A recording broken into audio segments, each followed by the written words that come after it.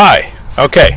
Our second video here is going to be on the back page, and I'm going to cover the three theories that we will cover in greater detail later. So I won't spend as much time on these.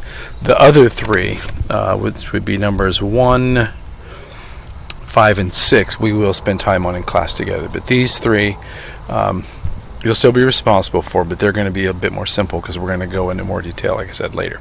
So, anyway, these are 3 of the 6 main what are called schools of thought that different psychologists have come up with. Here's what we think the deal is. Here's how we should behave. Here's why we behave the way we do. And here's what causes it, and so on. So, anyway, our first one is called behavioral, or behavioralism. And basically the idea is that man is either born with no tendencies, if you know your Latin, which hopefully you do, tabula rasa, which means blank slate, there's nothing, it's just empty. Or you're born with little bit of tendencies.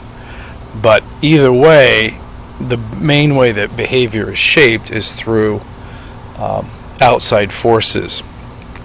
If quite simply somebody holds a gun to your head, you're going to do what they tell you to do. That is an outside force.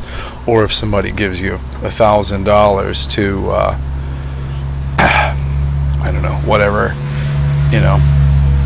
punch yourself in the face, that is an outside force. Okay, so behaviorism, like I said, it's like it can be real extreme or not as extreme, but it's a very common way for people to have their behavior altered. Okay. The second one, psychoanalytic on your page, also known as psychodynamic. Same thing. So whichever one we use, psychoanalytic or psychodynamic. And this is Freud and all that, which we'll get to, like I said, later. But basically, human beings have inside of them, in their brain, conflicting desires. So they're like going at each other all the time. And these conflicting desires are always competing to win, if you will. And that is what causes us to have problems with ourselves, with other people, with our parents, with loved ones and married, or husbands and wives and boyfriends, and so on and so on. Okay, so again, psychodynamic, you've got this sort of unconscious conflicting desire, which we'll get to. And then finally we have the third one, which is called humanist or humanistic theory. And this is like the positive one, that it's kind of nice. It's kind of nice to think about, at least.